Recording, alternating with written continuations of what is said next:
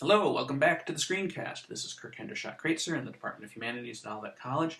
This is part 3 of our beginning look at rhetoric, a partial history. We've looked at what rhetoric is, how it's understood. We've had a quick overview of the major periods of rhetoric throughout history. And we're focusing in on the classical period right now. We've looked at Aristotle and his arguments with the sophists, and we've begun our study of Ciceronian rhetoric. We're moving along with that now and then heading into the next stages of our consideration. So let's get going with Cicero again. One of the ways in which Cicero developed his rhetorical theory was he laid out 5 stages of development of a speech. And again, talking about speeches when we're dealing with Aristotle and Cicero. These are, I'm going to give them to you in Latin and then the English translations, and then we'll talk a little about what they mean. Inventio, dispositio, elocutio, pronunciatio, and memoria. That's invention, arrangement, style, delivery, and memorization. Invention doesn't mean what you think. It's not making stuff up. It's gathering your material, getting your resources together. What do you know in your head? Making sure that everything you know in your head is gathered in one place. And anything that you might have that's written down is gathered in one place. And anything you don't know or that you need to know, you go and get. So you get all your stuff together. So essentially, this is part of pre-writing, what we'd call pre-writing today. It's thinking things through, coming up with a plan for what you need, and then going and getting what you don't already have. Once you've got it, you've got to decide how to arrange your material for the greatest possible effect. What do you do first? What do you do last? What do you do with your biggest, most powerful point? Where do you put it? Where do you put that interesting anecdote? How do you deal with this particular point that you need to make, but it's kind of weak and not working so well? Where do you bury it so that you still get it done, but it doesn't hurt your argument any more than it is any more than it has to? Once you've got it arranged, then you need to decide the level of discourse you're going to use to deliver it. What is your complexity of style? And we're going to go into that much more in a moment. There are 3 basically, the simple, the middle, and the grand. And each one of them has a very particular purpose. Once you've decided what style you're going to use, then you need to work on your delivery, which in speech involves things like you probably have done in an oral communications class or in a public speaking class: gesture, intonation, inflection, body language, facial expressions, and so on and so on and so on. Rate, pacing, volume, where to emphasize a point and where to perhaps recede from a point, using your voice as your tool. In print, there's a variety of ways in which you can think about delivery. Format is obviously one. How does it look on the page? But also, what kind of paper might you be using? Are you using standard 8.5 by 11? Are you printing it in portrait or landscape? Are you using white paper or off-white or pink? What font do you use? What typeface do you use? What point size? What's the pitch between your font? And then you get into really complicated questions when you're dealing with the web environment. How do we think about what goes where on a web page? What do we use as our background color? What do we use as our type color? And so on and so on and so on. So pronunciatio, or the delivery, originally dealt with you can tell this from the word, the pronunciation, the way in which it was delivered. Now it is a very complex field of inquiry. And finally, memoria. Not so much an issue for writers. Literally, that meant memorizing it. Cicero and Aristotle did not write their speeches down. They didn't have note cards. They didn't have everything written out on scrolls, no matter what you might have seen in movies or anything like that. They worked from memory. They had spectacular memories. They used a technique called the memory palace, where units of information were basically attached to familiar objects and familiar surroundings. So if you think of like your room, your dorm room, or your room at home, or whatever, and you think about the things in your room. You know that space. That space is very intimate and very familiar. You attach bits of knowledge to each and everything in that room. And so when you need to remember them, you go to that room and you see that thing, and that reminds you of the bit of knowledge that you have attached to it. A memory palace can be truly spectacular. Thousands upon thousands of rooms, each one containing dozens of objects. So a speaker could give a 2 or 3 hour long speech entirely from memory, simply by using this memory palace as a means of navigating through. Once the things are there, they're there. It's a very effective technique. All right, styles. I promised you we'd talk about styles, and here we are. The first of them, under elocutio, is the simple style. According to Cicero, it's the most current idiom of standard speech, an elegant simplicity of diction, correct and well-chosen words. Very few figures of speech in the simple style. It's simple, obviously, and direct. It's not ornamented. Sentence structures are simple and uncomplicated, and this is because the goal is to teach an audience. You want them to learn, and if you're getting all fancy pants with your writing and your talking, they're going to have a hard time following the point. And so you keep things clean. You keep it pared down, spare, direct, and effective. An example is provided on the right. It's actually instructions. Why would you provide instructions for a power supply cord? Well, you got to explain those things because you've all met people who have trouble with stuff. Or from a purely corporate point of view, you got to provide instructions about things so you don't get sued by some lawyer who's been studying his Ciceronian forensic rhetoric coming along. I'll read a bit of this to you so you can hear it. You're going to hear the simplicity of the thing.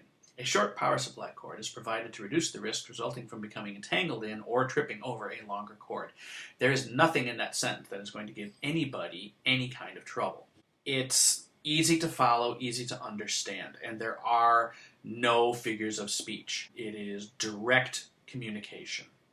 2 reasons for simple style. Again, to teach an audience, particularly if it is an important point. You don't want people tripping over cords and conking their heads or getting themselves electrocuted or something like that. That's important.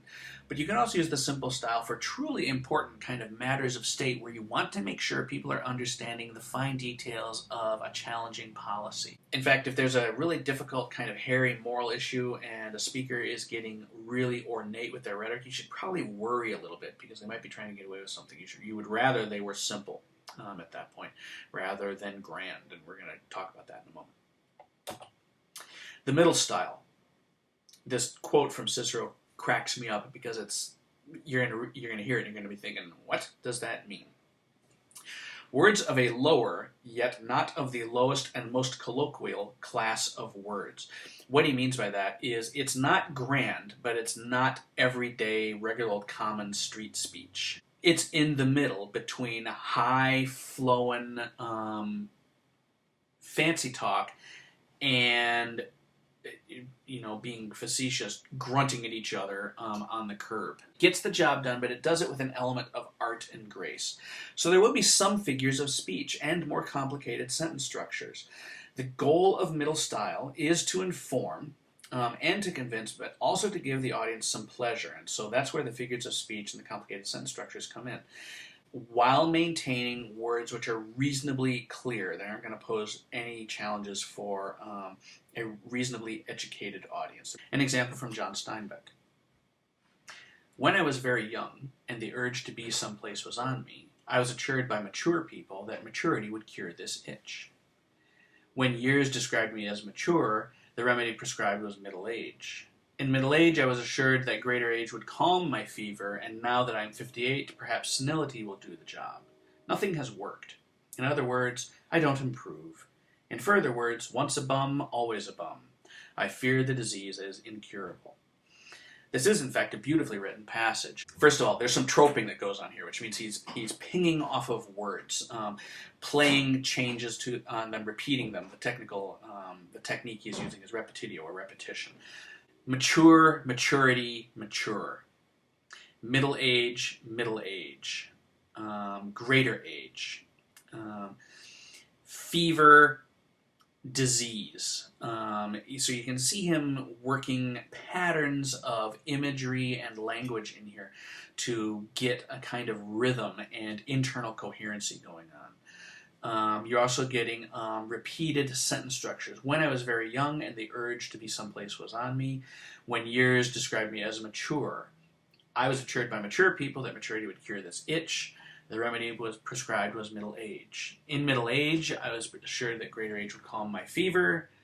And now that I'm 58, perhaps senility will do the job. So you have a lot of rhetorical balancing and opposition going on here. And then after these kind of lovely, longer sentences, you get a nice little short, nothing has worked. That's a great example of tucking a little bit of simplicity into these more involved sentence structures. In other words, I don't improve. In further words, once a bum, always a bum. Bum is just a great word here. It's colloquial, but not the most colloquial. And there's a sense of that rhetorical balancing you get with the semicolon there. In other words, in further words. And then his final, I fear the disease and curl. It's a lovely, lovely passage and a fine example of the middle style. It's very clear, but also it has elements of grace and poetry to it. The grand style, which Cicero described as the smooth and ornate arrangement of impressive words. Many figures of speech and strong emotions, very complicated sentence structures, the goal being to move an audience. Powerful emotions elicited for a significant purpose. So you're not going to uncork the grand style very often. You save it. You hold that back for the big occasions, for the ones you really need it. You will hear the grand style come rolling out, particularly from politicians' mouths, when the occasion demands it, unless they are overreaching, and then they'll frequently be accused of bombast and bluster. A great example of grand style you have here on the right of your screen. This is from Abraham Lincoln's second inaugural. Fondly do we hope, fervently do we pray, that this mighty scourge of war may speedily pass away.